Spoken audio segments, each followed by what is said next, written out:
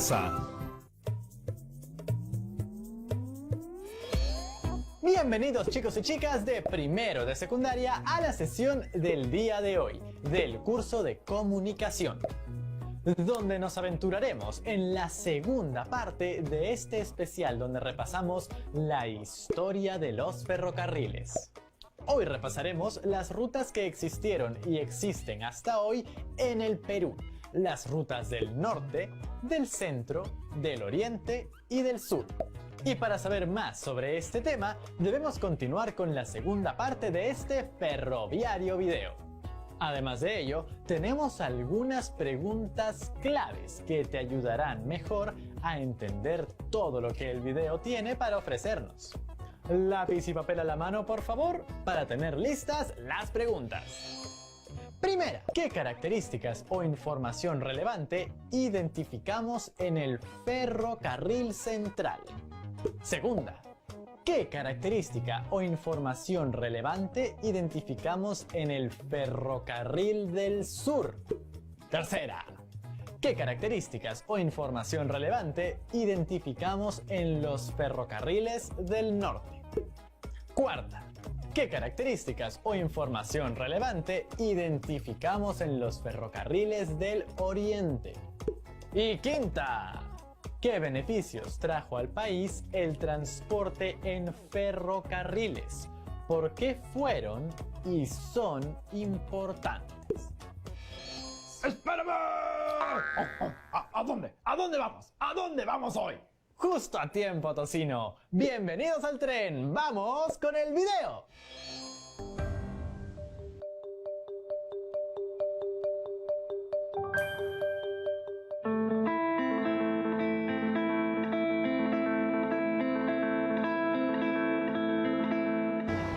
Estamos en la estación de Desamparados y felices porque vamos a tomar el ferrocarril central andino rumbo a Huancayo.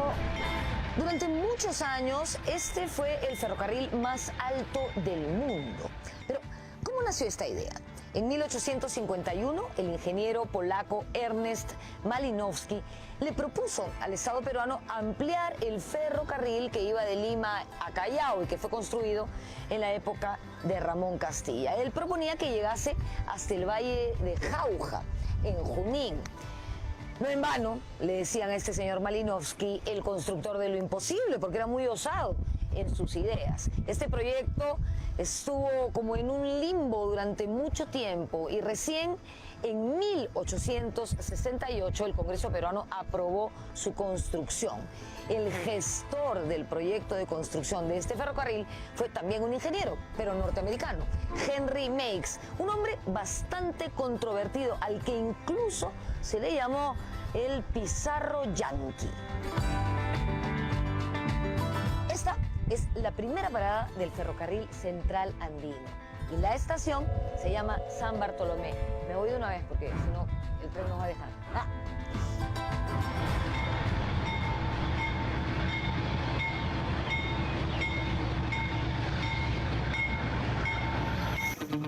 Pero Malinowski es uno de los que llega, ¿no?, a mediados del 50 con otro grupo más. Y justamente son los pioneros para formar lo que sería después la Universidad Nacional de Ingeniería, ¿no? Porque se funda la Escuela de Ingenieros y ellos son como, se forma el staff de ingenieros del Estado, él al mando, ¿no?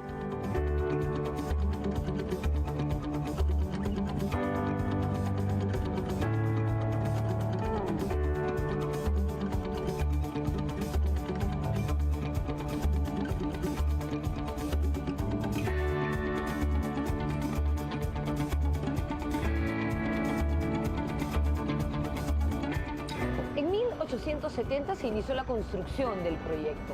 En 1875 llegó la vía ferroviaria a Chicla, distrito de la provincia de Huarochirí, departamento de Lima, más o menos a 142 kilómetros del Callao.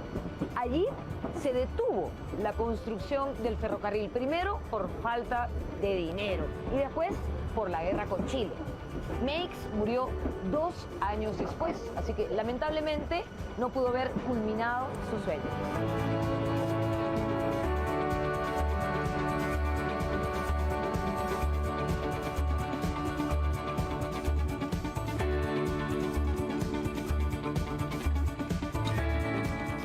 pensarse incluso que el territorio peruano no era apto para hacer ferrocarriles.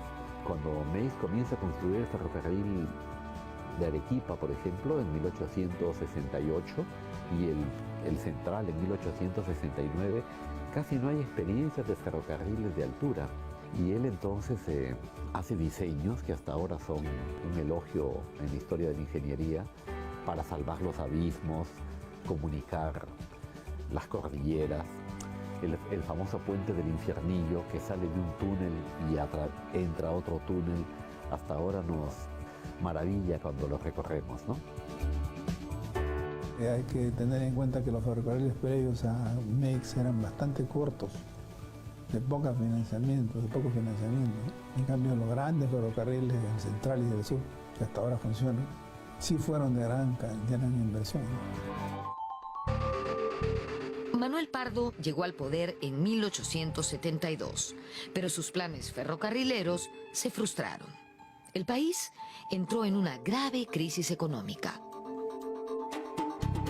El Perú entra lo que se llama técnicamente en default el año 76, que es cuando Dreyfus deja de pagar nuestra deuda externa. Entonces, al dejar de pagar nuestra deuda externa, el Perú pasa a estar en quiebra. Y entonces se paraliza todo, por supuesto, y no habían recursos.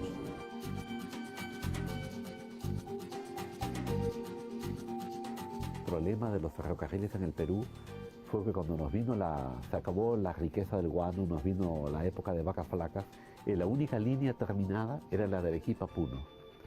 Y todas las demás estaban en menos del 50%. Por ejemplo, la línea del ferrocarril central se había quedado en Chicla, a 100 kilómetros de Lima, a más de 150 kilómetros de Cerro de Pasco, que era el destino final. Y con todas las otras líneas pasaba lo mismo, ¿no? Por ejemplo, la que de Paita debía llegar al Marañón se había quedado en Piura. La de Pisco, que debía llegar hasta Ayacucho, se había quedado en Ica. Y así, todas se habían quedado en su primera etapa.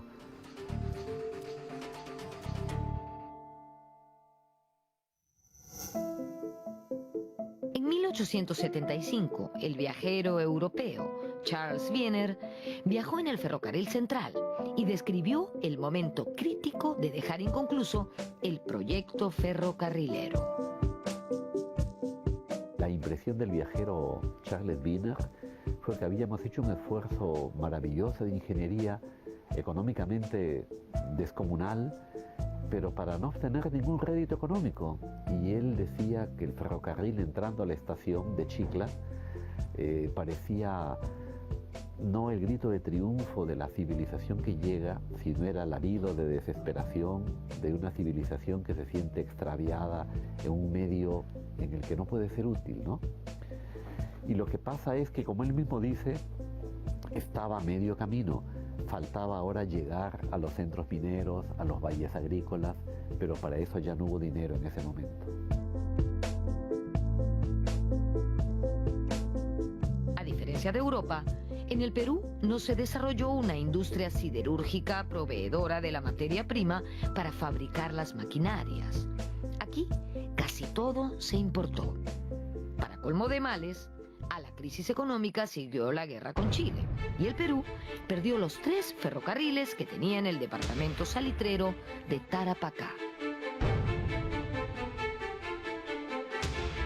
Hemos encontrado documentos muy interesantes en que nos dicen que no fue tanto la paralización. Los horarios, por ejemplo, ¿no? Si hay un horario quiere decir que hay un servicio, ¿no? Entonces, tanto el ferrocarril de Arequipa al mar como el central siguieron funcionando,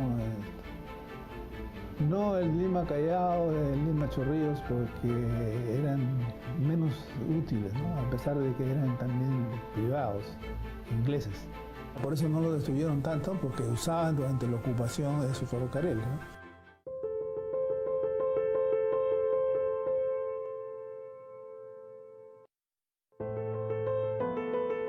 La derrota dejó al país en la ruina. La deuda externa era imposible de pagar y los ferrocarriles estaban en malas condiciones. En 1889, el Congreso aprobó el llamado Contrato Grace. Como parte de este acuerdo, el gobierno de Cáceres cedió por 66 años la administración de los ferrocarriles a la empresa Peruvian Corporation y a cambio, ella asumiría el pago de nuestra deuda externa. El contrato Grace lo que hizo fue estipular que esos ferrocarriles que se habían construido con el dinero de los préstamos y que no había sido devuelto pasasen a los acreedores por un periodo de tiempo, ¿no? Que inicialmente se fijó en 66 años y luego se hizo perpetuo.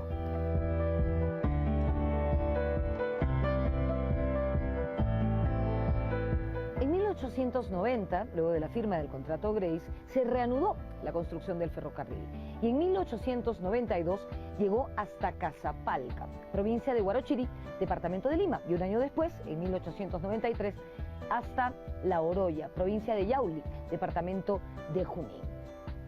Este ferrocarril es una verdadera proeza de la ingeniería mundial. Durante su recorrido atraviesa decenas de puentes, de túneles y hace su ascenso en zigzag. De verdad que viajar en él es una experiencia increíble. Para su construcción participaron unos 10.000 obreros, casi la mitad de ellos chinos, y muchos murieron debido principalmente a la epidemia de la verruga. El punto más alto es la cima, en el ramal minero Ticlio-Morococha, que está a 4.835 metros de altura sobre el nivel del mar. Se cuenta que Meix dijo: colocaré rieles allí donde solo caminan las llamas. Y al parecer, estaba en lo cierto. En 1905, el Estado empezó la construcción del tramo La Oroya-Huancayo, que fue culminado en 1907 por la Peruvian Corporation.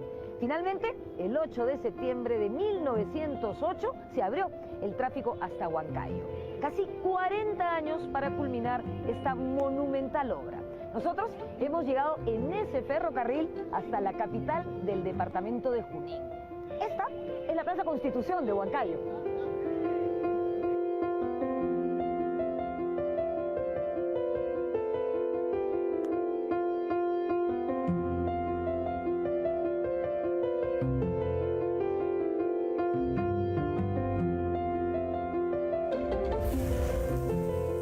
La Peruvian Corporation, que fue la firma inglesa que administró los ferrocarriles, los concluyó, cosa que fue positiva, ¿no? Así fue que el ferrocarril del sur llegó hasta el Cusco, el central llegó hasta Jauja y Huancayo, a Cerro de Pasco, el otro ramal. En fin, se concluyeron varias líneas y mantuvo la administración de los ferrocarriles hasta 1970.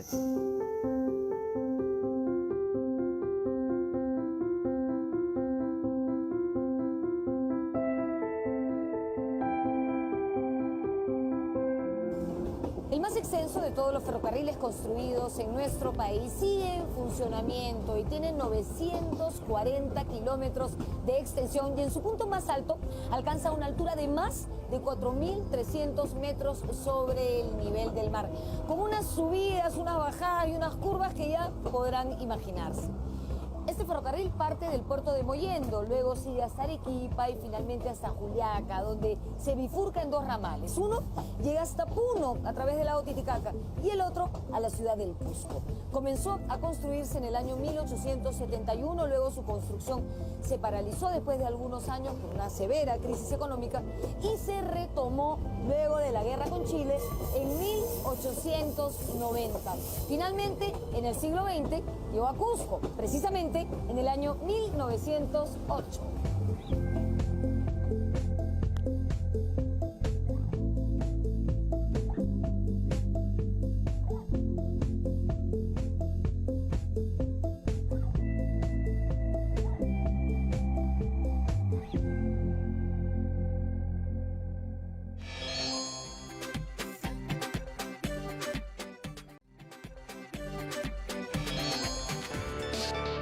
A inicios del siglo XX se dio un nuevo impulso al proyecto ferrocarrilero, sobre todo con una ley emitida en 1904, durante el gobierno del presidente Manuel Candamo.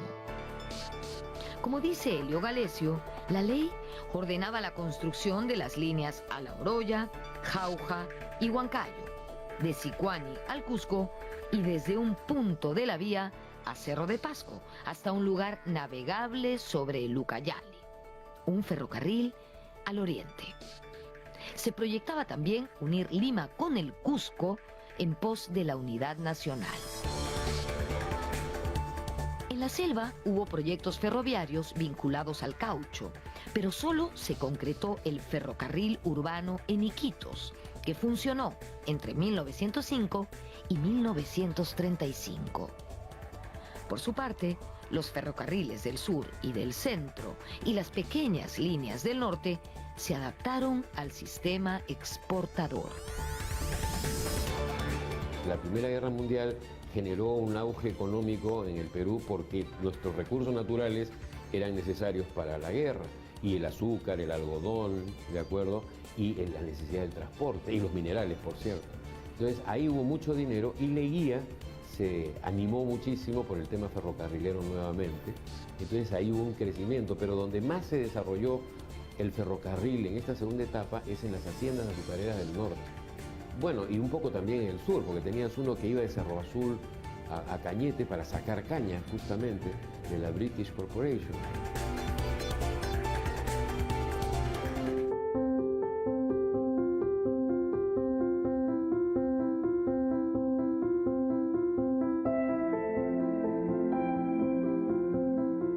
Estamos en Puerto Eten, distrito de la provincia de Chiclayo, departamento de Lambayeque. Hasta aquí llegaba el ferrocarril más antiguo del norte del Perú, el ferrocarril Eten-Chiclayo, también conocido como Ferrocarril de Chiclayo. Fue inaugurado en 1871 y funcionó hasta 1965, un periodo bastante largo. Su objetivo era transportar la producción azucarera de esta zona. El tren, como ya he dicho, iba de Eten a Chiclayo. En 1873 se construyó un ramal de Chiclayo a Ferreñafe y un año más tarde, en 1874, otro ramal que iba de Chiclayo a Pátapo, pasando por las haciendas de Pomalca y Tumango.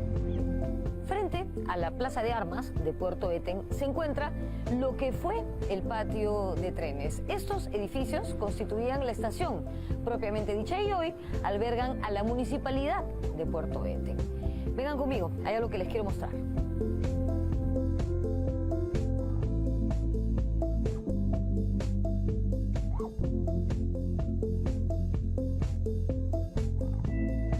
Esta es la parte posterior del edificio donde acabamos de estar. Aquí funcionaba la maestranza, que es el lugar donde se arreglaban los trenes. También servía como un depósito para maquinarias e incluso había una tornamesa.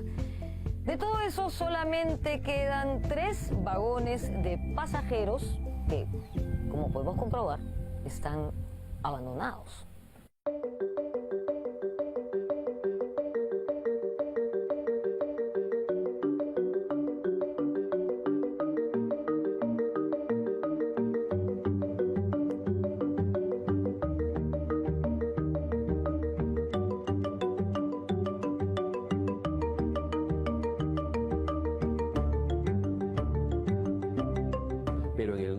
En Pacasmayo, en San Pedro de Yoca, en Pimentel, en Eten, tienes ferrocarriles que iban por todos lados y todos llegaban a las haciendas. Tienes uno de Malabrigo a Ascope que pasaba por Casagrande, ¿no?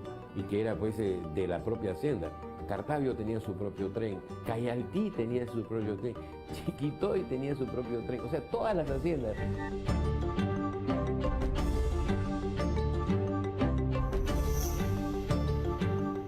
Durante el oncenio de Leguía se construyó el ferrocarril Huancayo-Huancavelica.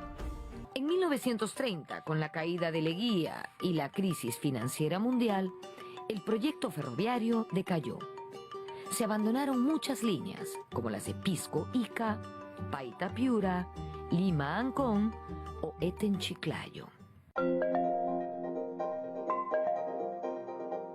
La decadencia es cuando nos volvemos locos por el automóvil, ¿no es cierto? Y por el camión y por las carreteras. ¿no es cierto? Hubo alguien que nos vendió, para mí equivocadamente, el concepto que la carretera que el camión era mejor que el ferrocarril. Y entonces se construyeron carreteras y se dejó de lado el ferrocarril, ¿no? Y al dejarse de lado el ferrocarril, hemos tenido los casos que tenemos ahora, que estamos reconstruyendo ferrocarriles donde antes tuvimos ferrocarriles. Y eso es de locos, ¿no? O sea, en la misma Lima tuvimos tranvías, ¿no? Y hoy día estamos pensando en hacer trenes, ¿no? Cuando otras ciudades en Europa han mantenido sus tranvías todo el tiempo, y hoy día tú caminas por Bruselas y tienes tranvías, caminas por Praga y tienes tranvías. El gobierno militar de Velasco estatizó los ferrocarriles, incluso los de la Peruvian Corporation, y creó ENAFER, Empresa Nacional de Ferrocarriles del Perú. Se pensó en modernizar el sistema ferroviario, pero esto no ocurrió.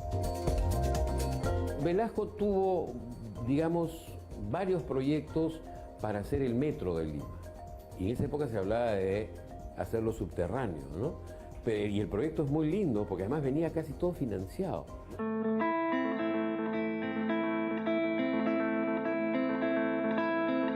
Durante la década de 1980, la crisis, inflación, terrorismo y elevadas tarifas afectaron el sistema ferroviario que en la década siguiente fue privatizado.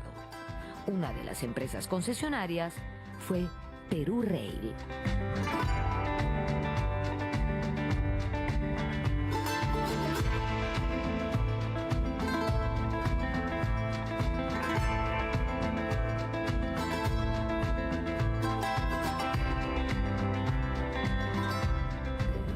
Uno de los trenes más famosos de nuestro país es el que conecta Cusco con Machu Picchu. Gracias. Cubre la ruta Cusco-Santana-Quillabamba y atraviesa hermosísimos paisajes, aldeas, en fin. Yo siento que estamos viajando como unos reyes incas a bordo del Belmont Hiram Bingham de Perú Rail. Hoy, viajar en este tipo de ferrocarriles es una maravillosa experiencia. Pero como hemos visto a lo largo de este programa, se han perdido muchas vidas que hoy serían importantes para el desarrollo del país. Lo que pasa es que el ferrocarril se reconoce ahora, es una tecnología para grandes cargas a grandes distancias y necesitas un movimiento comercial ya intenso, que no teníamos en el momento que lo hicimos, pero ahora sí sería factible.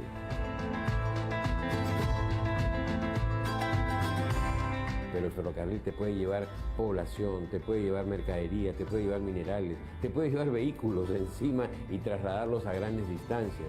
El ferrocarril prácticamente tiene una tasa bajísima de accidentes.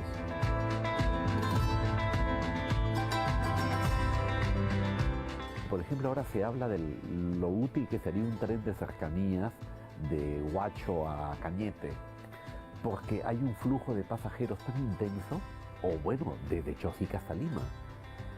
Pero claro, ahí necesitas una organización eficaz que te permita manejar un ferrocarril que pase cada 5 minutos. No sé si los peruanos estamos preparados para operar ferrocarriles que pasen cada 5 minutos.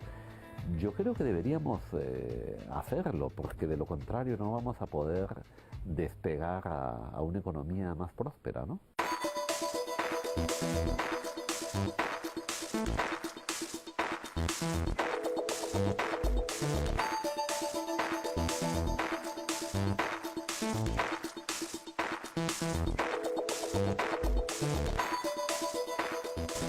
Qué proyecto para más interesante el de los ferrocarriles, ¿verdad? ¿Se imaginan cuánto contribuirían al desarrollo de nuestro país? Transportando mercancías, personas, conectando ciudades y pueblos.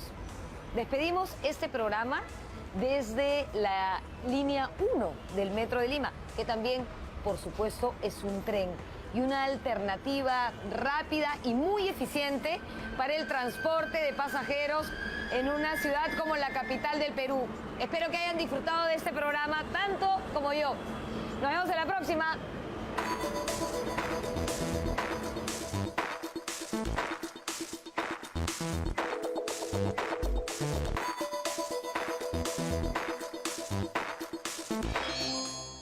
¿Y qué tal, chicas y chicos? Ahora sí pueden decir que conocen muchísimo acerca de los ferrocarriles del Perú. Oye, qué importante fueron los ferrocarriles del centro y del sur. No sabía que teníamos el ferrocarril más alto del mundo. Como vimos desde el video pasado, la geografía del país siempre presentó un reto para los ingenieros e ingenieras, que lograron unir distintos puntos de nuestro territorio, uniendo cordilleras y atravesando abismos. ¡Qué tremendo! Yo quiero viajar en esos trenes. También pudimos ver que nuestro sistema ferroviario sufrió bastantes dificultades debido a aspectos económicos, políticos e históricos, como por ejemplo la guerra con Chile. ¡Ay, las guerras no deberían existir! No deberían. Pero justamente para evitar que se repitan es que debemos aprender acerca de nuestra historia. Y parte de este proceso es conocer las iniciativas que llevaron a la construcción de los ferrocarriles, como por ejemplo en el norte y el oriente del país. En el oriente, por el auge del caucho. Y en el norte, por el rubro de las exportaciones. Mayormente de las haciendas azucareras. ¿Has estado muy atento, Tocino? Yo siempre. Pero en el tren en el que quiero viajar sí o sí, es el que lleva a Machu Picchu. ¡Claro que sí, Tocino! Iremos hasta nuestra maravilla mundial chapando nuestro tren. Choco, choco, choco, choco, choco. Ahora, luego de resolver a las preguntas que les dejé a inicio del programa, es momento de hablar del reto del día. Deberán escribir un texto en el que argumenten la importancia de los ferrocarriles para el desarrollo del país. Tengan en cuenta factores sociales, económicos, culturales, de transporte y de acercamiento y conexión entre las ciudades del país. Y ya lo saben, todo guardado en el portafolio. Oye, Rodrigo, ¿y tú crees que en el Perú lleguen a haber trenes bala tan modernos y veloces como en otras partes del mundo? Si los ferrocarriles de antes dominaron la cordillera, estoy seguro que los del futuro también lo harán. Entonces hay que creer. ¡Choco, choco, chucho! ¡Ahí va el tren Tocino! Muy bien, Tocino. Todos y todas a bordo y ¡chu, chu! ¡Hasta la próxima! ¡Chao, chao! ¡Chao!